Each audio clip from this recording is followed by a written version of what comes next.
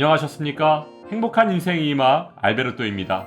작년 10월 제5차 국민연금 종합운영계획안에 포함되었던 노령연금 감액제도 폐지가 현재 어떻게 진행되고 있는지 오늘 아주 쉽게 설명해 드리겠습니다.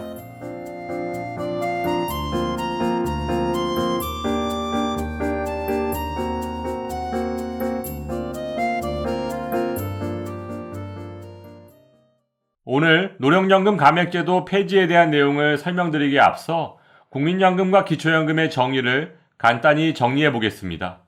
먼저 기초연금은 대한민국 국적을 가지고 국내에 거주하는 만 65세 이상 소득 하위 70%인 분들이 받으실 수 있는 연금이고 2024년 현재는 33만 4,810원까지 매달 25일 받으실 수 있습니다. 그리고 1988년부터 시행된 국민연금은 크게 세 가지로 나눌 수 있습니다. 국민연금을 10년 이상 납부하면 받을 수 있는 노령연금, 국민연금 가입자가 장애를 입으면 받을 수 있는 장애연금, 국민연금 가입자가 사망하면 유족이 받을 수 있는 유족연금. 따라서 어르신들께서 가장 많이 헷갈려 하시는 노령연금은 국민연금과 같은 연금이고 노령연금과 기초연금은 전혀 다른 연금인 것입니다.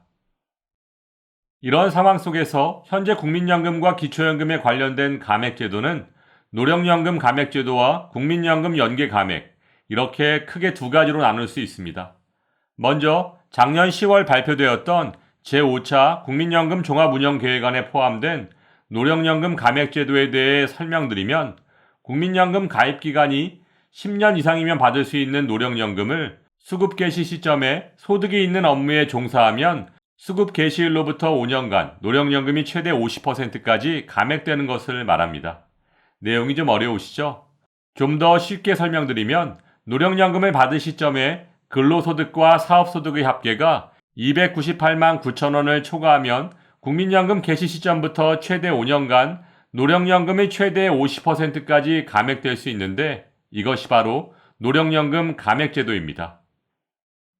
하지만 작년 10월 제5차 국민연금 종합운영계획안에 포함되었던 노령연금 감액제도의 폐지가 이번에 정부가 국회에 제출한 국민연금 개혁안에는 무슨 이유에서인지 삭제된 것으로 나타나 충격을 주고 있는데요.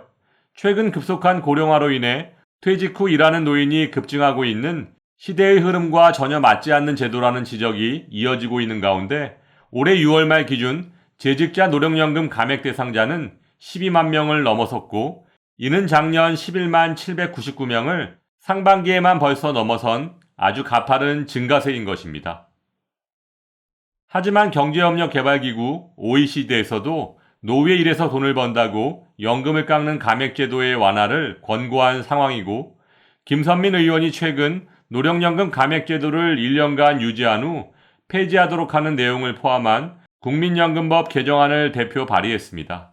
이에 정부에서도 노후소득 보장을 강화하고 고령자 경제활동을 지원한다는 명분을 내세워 노령연금 감액제도의 폐지를 다시 검토하고 있는 것으로 알려져 그나마 기대해 볼 수 있지 않을까 하는 희망이 생긴 것은 다행이라고 할 수 있습니다. 다음 국민연금과 기초연금에 관련된 감액제도 두 번째는 국민연금 연계 감액제도입니다. 사실 기초연금은 박근혜 정부 출범 초기인 2014년 확대 시행되면서 소득 하위 70%에게 월 20만 원까지 지급하기 시작해서 2018년부터 월 25만 원으로 오르는 등 단계적으로 매년 물가 상승률을 반영해서 인상되었고 2021년 30만 원을 거쳐 2024년 현재는 33만 4,810원이고 내년엔 34만 3,510원까지 지급할 예정입니다. 하지만 이런 기초연금에는 국민연금 가입자에게 불리한 조항이 있습니다. 국민연금 가입 기간이 길면 길수록 기초연금을 더 많이 깎는 이른바 기초연금과 국민연금의 연계감액, 즉 국민연금 연계감액이 바로 그것인데요.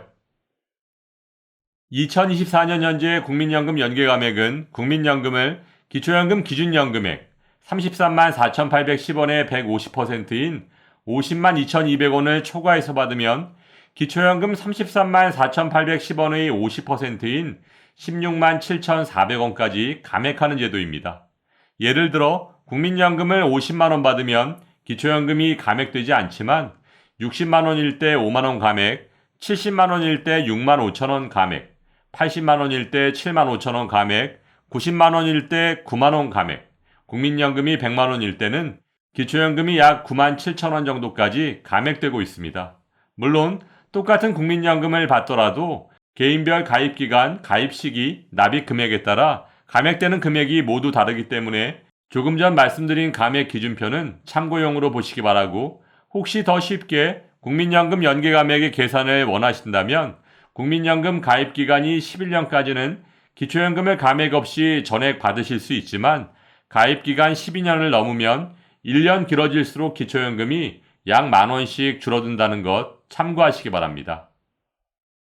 이런 까닭으로 기초연금과 국민연금을 동시에 받는 수급자가 매년 증가하면서 연계감액 수급자는 2014년 14만 3천 명에서 2023년 기준 60만 명에 육박했고, 연간 감액 금액의 합계도 500억 원 수준으로 급속히 증가하고 있는 추세를 보이고 있습니다.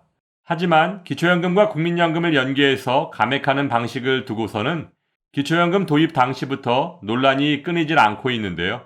연계 방식이 복잡하고 국민연금 성실 가입자가 불이익이 커서 자칫 국민연금 장기 가입 동기를 떨어뜨리는 부작용을 낳을 수 있는 등 공적연금 제도 전반에 부정적 영향을 줄 수 있다는 것입니다.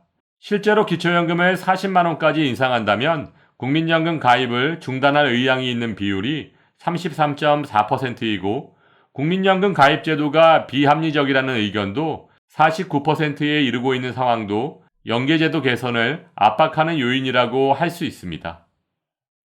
이에 보건복지부 산하 기초연금 적정성 평가위원회에서도 기초연금 도입 배경을 고려하면 국민연금과 기초연금 연계의 필요성에는 공감하지만 연계 감액제도 과정에서 국민의 거부감과 불만이 초래되고 있어 해소할 필요가 있다고 밝혔는데요. 실제로 윤석열 대통령도 지난 대선 과정에서 국민연금 연계 감액을 미세 조정해서 어르신들께서 기초연금을 조금이라도 더 받을 수 있도록 하겠다고 공약했던 만큼 이번 공적연금 개혁 과정에서 국민연금 연계 감액 제도 또한 반드시 폐지되어야 할 것입니다. 2024년 현재 여러 가지 민감한 정치적 상황으로 인해 책임 있는 정책의 추진이 어렵다면 노령연금 감액제도, 국민연금 연계 감액 등과 같은 막대한 예산과 특별한 법안 개정 없이도 추진할 수 있는 악법부터 폐지하는 것이 보다 현명한 방법이 아닐까요? 상식이 통하는 세상이 되기를 바라며 오늘도 알베르토가 어르신들의 행복한 인생 2막을 응원하겠습니다. 행복한 하루 되세요. 좋아요, 구독, 그리고 알림과 공유는 좋은 콘텐츠를 만드는 힘이 됩니다.